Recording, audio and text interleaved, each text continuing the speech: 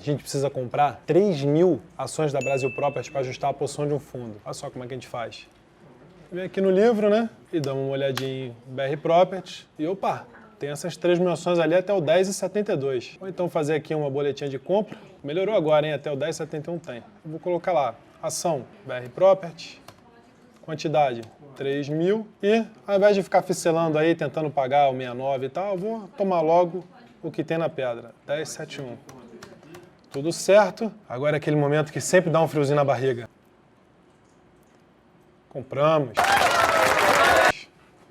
Somos os felizes detentores de 3.000 BR Property. Mas não é sempre que a gente opera assim, indo na pedra, tomando, batendo. Tem várias formas diferentes de operar, principalmente quando você é um fundo. Vamos entender quais são? Chega aí.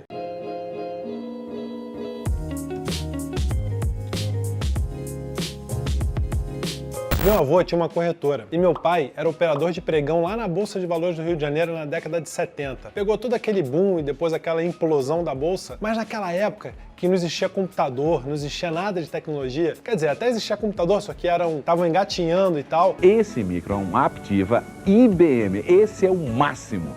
Os trades eram todos pessoa contra pessoa. Como é que funcionava? Na Bolsa, você tinha os pitch, que eram as rodinhas de cada um dos papéis.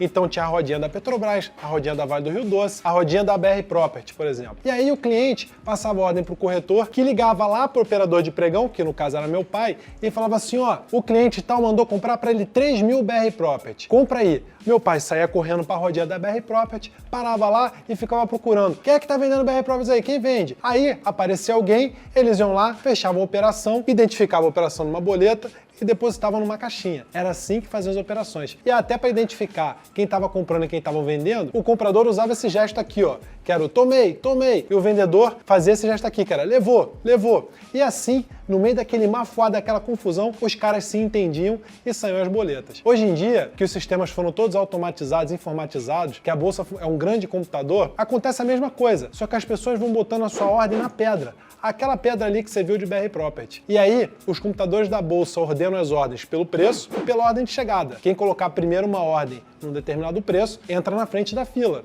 E aí, tem preferência na hora de executar. E aí, dessa forma, os negócios vão se fechando. O comprador vai lá e toma do vendedor, tudo pelo computador, sem a presença de ninguém, e já vai automaticamente para as corretoras e depois para a câmara de liquidação. Só que não tem só essa forma de operar, que nem a gente fez ali na pedra. Existem diversas formas. Você pode operar na pedra auxiliado por um robozinho, que fica ali, que é um algoritmo que opera com algumas características. E hoje em dia também tem um mercado muito grande no balcão, que são os corretores que ficam lá nas corretoras, e aí você passa para eles o que você quer fazer, que nem era antigamente, e esses caras saem ligando para os clientes, em vez de ser na rodinha, eles ligam para as assets que nem a gente, e tentam cruzar as boletas. Agora, como é que você vai escolher de que forma você vai operar? Isso vai depender de duas coisas. A primeira delas é o tamanho da sua boleta em relação ao mercado. Quanto maior for a sua boleta em relação ao mercado, mais você vai privilegiar certas formas de operar, como, por exemplo, o balcão. Se não tem liquidez para você comprar a sua ordem lá na tela, na pedra, você, óbvio, vai ter que procurar uma contraparte. Aí você deixa na mão de um corretor grande, de um corretor bom. E a outra coisa que também influencia é a velocidade que você quer comprar essas ações. Se for uma ordem grande, só que você estiver disposto a ficar 2 meses comprando, você pode ir lá na pedra todo dia e comprar um pouquinho. Se você quiser montar rápido, aí você tem que usar ou algum algoritmo que te permita comprar rápido, ou você tem que ir lá na pedra e comprar bem rápido, ou você tem que fazer, como eu falei, através de um corretor. Então aqui, nós fundos, cada ordem é uma ordem diferente nesse aspecto. Tem essas características e aí a gente escolhe qual estratégia usar. Eu vou te contar quais são as que a gente mais gosta por aqui. Vamos ali para trás. Quando o volume que a gente vai negociar é pequeno, perto do volume que o papel negocia, ou seja, é um papel líquido pra caramba, ou a posição que a gente está montando é pequena, a gente adora usar os robozinhos. A gente costuma usar 3 estratégias do robozinho. 2 estratégias do robozinho são estratégias que ele executa ao longo do dia. E outra estratégia é uma estratégia participativa. A diferença, quando a gente escolhe uma ou outra, é quando a gente tem pressa para montar a posição ou não tem pressa. Então, se o papel é líquido e a gente não tem pressa, a gente gosta de usar as estratégias ao longo do dia, que são basicamente 2, a TWAP e a VWAP. TWAP significa Time Weighted Average Price, ou preço médio ponderado pelo tempo, que é o seguinte: o robozinho pega o dia, fraciona o dia em pequenos intervalinhos e a cada vez que passa aquele intervalinho, o robozinho vai lá e executa a operação. Então, vamos supor, a cada 20 segundos ele pega a sua ordem, pega o dia, divide o dia em 20 segundos e divide a ordem que tem que fazer a cada 20 segundos. A cada 20 segundos ele vai lá e compra ou vende, né? Dependendo do lado que a gente está fazendo. A outra estratégia é o VWAP, Volume Weighted Average Price, ou a média do dia ponderada pelo volume. Nesse caso, o robozinho ele fica tentando acertar o preço médio do mercado de acordo com o volume. Tem alguns momentos do dia que o papel negocia mais, geralmente na parte da manhã e geralmente ali depois do almoço. Na hora do almoço, os papéis geralmente dão uma minguada. Esse robozinho ele negocia dessa forma. E tanto no TWAP quanto no VWAP, você pode limitar o percentual total do volume do papel que você quer fazer. Ou seja, eu posso escolher fazer um VWAP, Volume Weighted Average Price, só que limitado a no máximo 20% do dia. Então o robozinho do volume total do dia. Então o robozinho vai indo lá, ele pega a minha ordem, ele tenta fracionar ela de forma a pegar esse volume médio, e para isso ele usa os volumes dos dias anterior para tentar entender como é que isso se comporta. Ele vai operando ali mais ou menos naquela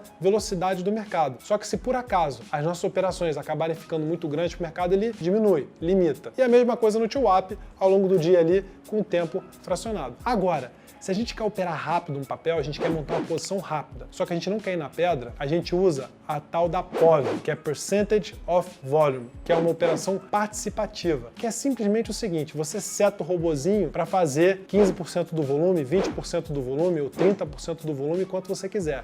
Então, nesse caso, por exemplo, você bota o robô para comprar Petrobras, 30% do volume. A cada 1000 ações de Petrobras que foi negociada, ele vai lá e compra 300 ações. Para você, compra mais 300 ações. A diferença dessa para as outras é que nesse tipo de operação você pode acabar a operação rapidinho, ainda mais com um papel líquido como esse. Só que tem um perigo aí. Se tiver muita gente fazendo POV, você acaba criando um efeito bola de neve. Então sempre é bom limitar o preço, até que preço você faz. Isso aí, na verdade, eu estou falando para o POV, mas vale para todas as outras, tá? Sempre quando a gente coloca uma ordem no robozinho, a gente coloca uma ordem desse tipo, dependendo da característica, TWAP, VWAP, POV, e a gente coloca o preço limite até o qual a gente vai. Isso, na verdade, é uma segurança para evitar que no efeito bola de neve desse, você saia apagando para cima e faça o papel explodir, que nem você já deve ter visto por aí acontecer algumas vezes. Então, quando são papéis líquidos, ou que a gente vai operar pouco em relação a tudo, quer dizer, pode ser um papel líquido, se eu estiver comprando bem pouquinho desse papel líquido, eu posso também usar esse robozinho. Agora, quando é small cap, não dá pra gente usar o robozinho, senão a gente distorce completamente o preço do papel. Quando é small cap, só tem um jeito de você operar small cap, é você ir pro balcão. E aí,